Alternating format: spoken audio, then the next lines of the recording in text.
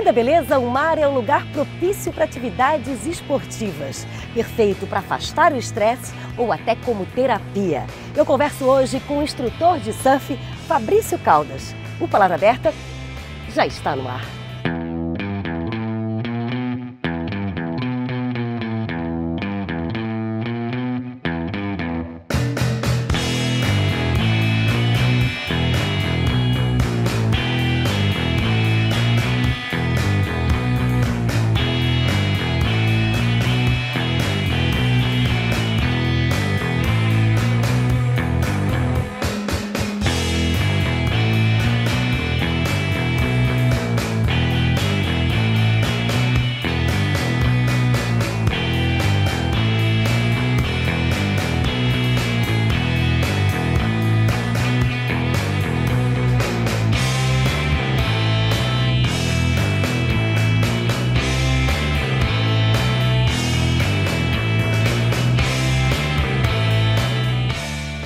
Fabrício, você passa o ano num local onde as pessoas gostam de passar férias. Você trabalha na praia. Qual é a sensação? Eu tenho essa intimidade grande aqui por ser mané, por já desde criança estar nessa atmosfera, de morar na praia. Então, é o nosso habitat natural mesmo. A gente se sente fora do aquário quando está fora da praia. Quando está longe da praia, Exatamente. Né? Quando você fala nasci na praia, perto da praia, você acha que isso é propício para iniciar a prática de esportes aquáticos? Ou houve um incentivo de alguém para você começar a praticar esportes na água? Assim, eu me lembro a primeira vez que eu vi uma pessoa surfando, eu estava pescando, meu pai é pescador, né? Então meu pai pescava de molinete nas pedras e um dia eu acompanhando ele ali e tal, eu vi o surfista bem próximo de mim, perto das pedras surfando, e aquilo me deixou chocado, assim. Eu falei, nossa, eu quero fazer isso, eu preciso fazer isso. E naquela época o surf não era tão divulgado assim, não tinha toda esse assédio da mídia, então eu tive que buscar isso, procurando os atletas, as pessoas que faziam prancha e querendo fazer uma prancha, aprender, né? Quando você fala que na época não era tão divulgado, também foi um esporte que muita gente teve preconceito, né? As pessoas se incomodavam muito que quando um filho decidia ser surfista. Isso aconteceu na tua casa também? Sim, é normal, assim. Eu me lembro que a minha avó, o meu pai, eles queriam que eu fosse advogado, eles queriam que eu fosse médico, né? Então, se você se dedicava muito ao esporte, mais do que no verão, eles começaram a ficar preocupados, né? Achando que fosse atrapalhar nos estudos, que eu fosse querer parar de estudar. A preocupação maior era essa, né? Eles achavam que se eu partisse muito para esse lado eu ia parar de estudar, e na verdade não foi isso que aconteceu, né? Eu continuei estudando normalmente, só que acabei indo para esse lado do turismo, da educação física, né? Já por gostar muito de esporte mesmo. Isso é importante, né? Fazer o que gosta e levar isso de uma forma profissional também. Foi o que você seguiu. A sua graduação é em turismo, então? Sim, eu tenho a graduação em turismo. Eu sou profissional de educação física também, atuo na modalidade do surf, do stand-up, do kite, e fiz vários outros cursos específicos, todos na área do esporte aquático. Pois é, você fala que teve curiosidade de aprender a surfar, mas quem te ensinou? Quem foi ali na praia e falou, vamos lá? Então, isso é interessante, porque na minha época não tinha escola de surf, né? Então, e na verdade, aquela época era totalmente o oposto de hoje. Naquela época, os surfistas não queriam partilhar a informação. Eles não queriam mais gente disputando onda. Então eles se fechavam e eles não passavam informação. Então era mais difícil. Você tinha que conseguir adquirir uma prancha e, na base da tentativa erro, você ir para dentro d'água e tentar conseguir surfar. E tentando aperfeiçoar com a experiência, né? Olhando os outros também. Aí, naquela época, vinham fitas VHS de fora do país, com os profissionais já surfando, então a gente andava atrás dessas fitas, aí botava no videocassete. Quando você fala nessa época, é coisa mais ou menos faz uns 20 anos, né? Porque eu lendo na internet sobre surf, no Brasil, no Rio de Janeiro, em 1976, teve o primeiro campeonato de surf.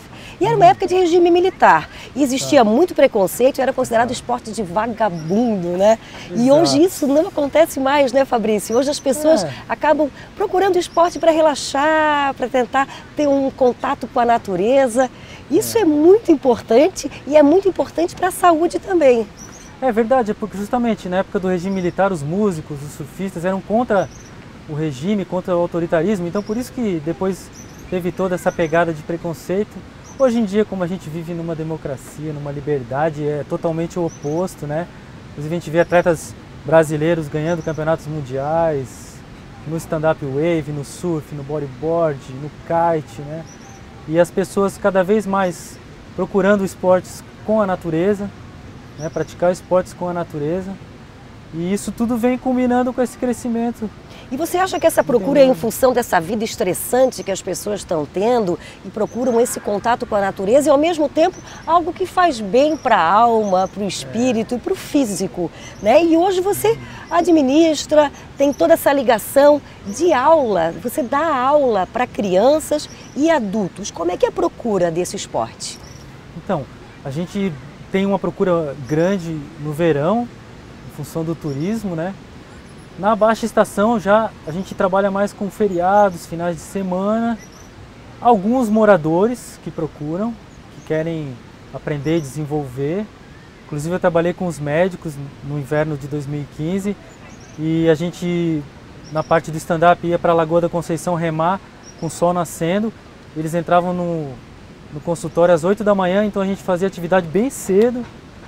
Fizemos algumas atividades à noite também. Como é que funcionou isso? Alguns médicos te procuraram para aprender? E que esporte foi? Foi o surf mesmo? O stand-up. O stand-up. O stand-up porque na lagoa é um esporte mais tranquilo, digamos assim, de você pegar uma pessoa que está um pouco fora de ritmo de esporte e ele faz uma atividade com menor intensidade, ele vai adquirindo o condicionamento físico e aí a gente depois normalmente passa para o mar, mas primeiro... Aí quando você fala que deu essas aulas para médicos, especificamente, foi um grupo de médicos que tem um cotidiano intenso, um ritmo pesado de trabalho, e eles tiveram essa preocupação até para desenvolver talvez a profissão deles de uma forma melhor. Essa foi a intenção realmente? É verdade, advogados, médicos, eu acompanho, né? Essas pessoas são... Eles no verão eles dão uma parada, eles são o contrário da demanda do turismo. Os moradores no verão eles dão uma parada e depois do verão eles querem manter o treinamento, a alimentação, tudo. E justamente eles vêm nessa onda de procurar um tempo para eles, onde eles possam relaxar. E eles me dão esse feedback de que quando eles voltam, por exemplo, o cara é cirurgião ou o cara é advogado, lida com questões difíceis no dia a dia, eles me dão esse feedback de que realmente eles têm um desempenho melhor, realmente. Eles se renovam, ganham uma energia e eles acabam tendo um desempenho melhor na profissão. Não, isso deve ser gratificante, né? Esse feedback dos alunos, né, que aprenderam também, de certa forma, um novo esporte e também seguem a vida deles de uma forma melhor, mais light. E o que é mais difícil ensinar? O que é mais difícil aprender? Você ensina e pratica 3 modalidades esportivas que acontecem dentro do mar. Quais são elas?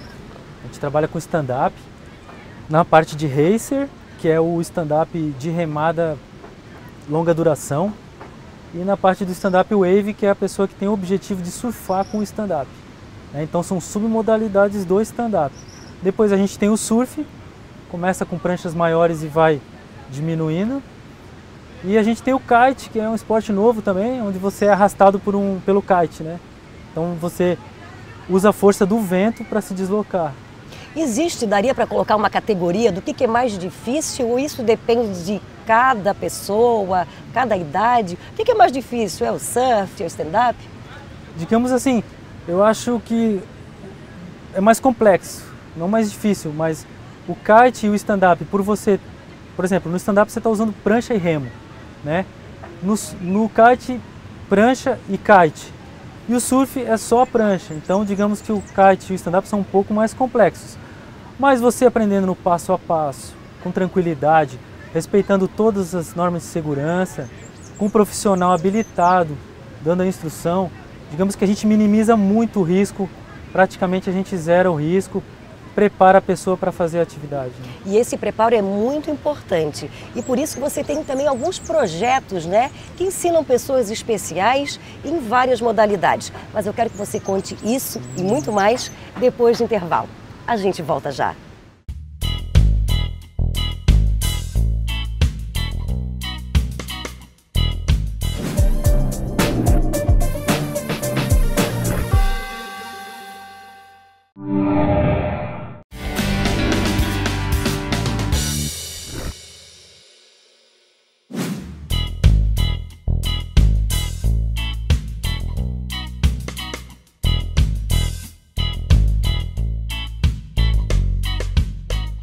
Seguimos a conversa com o professor de esportes radicais. Dá para dizer que são radicais, Fabrício?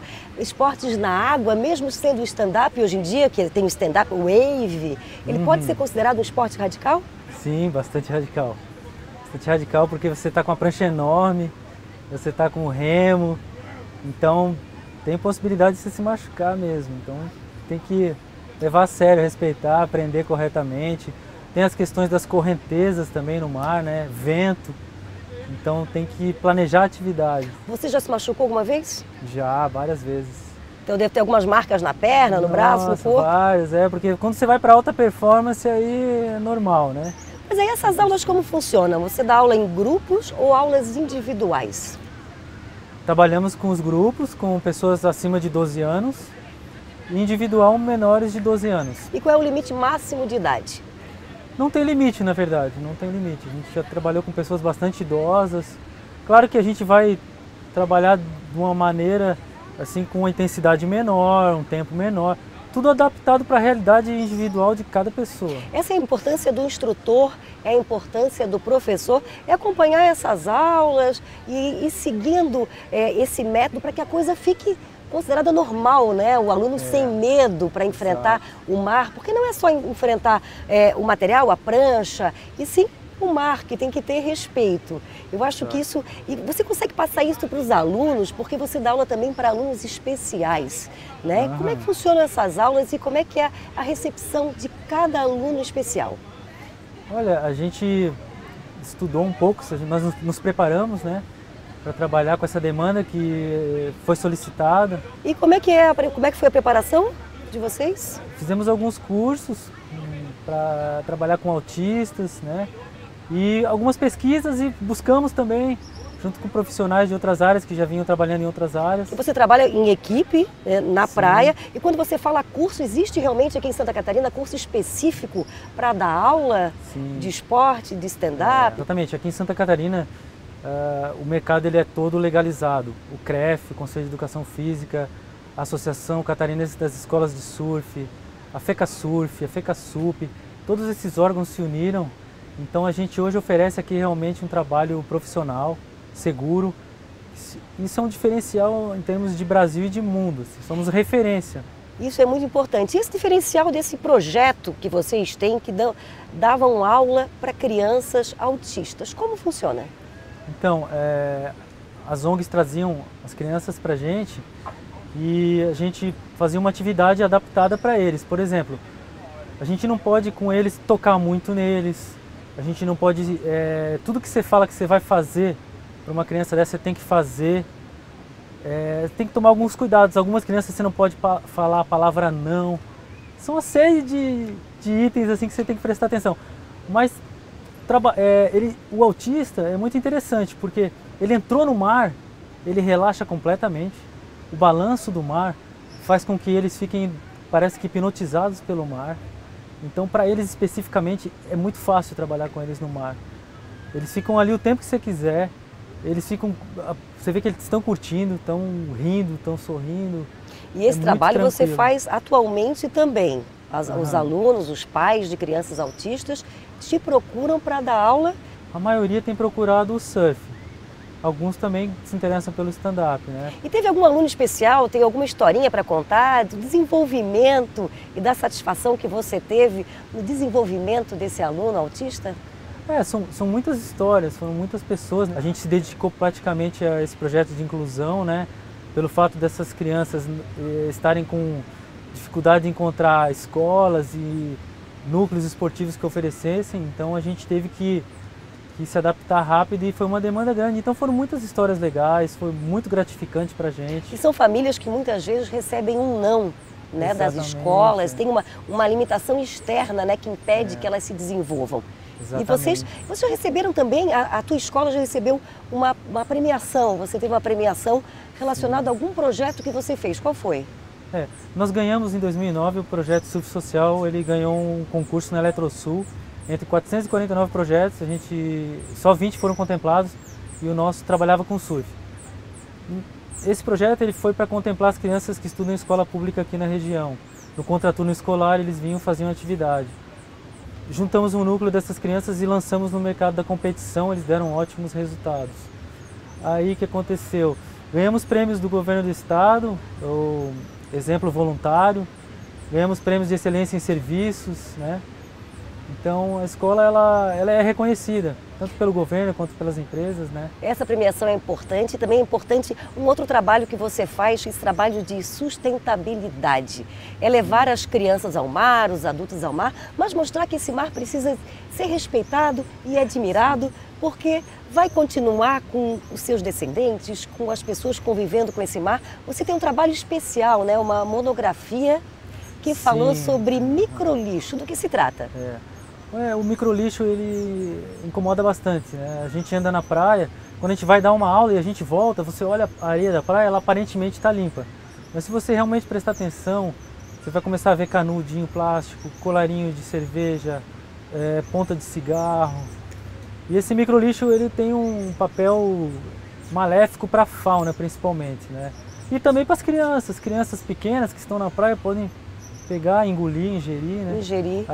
Os animais, né, tartarugas, aves também ingerem, acabam tendo problemas sérios, até nem a morrer. E você conscientiza seus alunos sobre essa preocupação e esse cuidado que eles têm com relação a isso? Sim.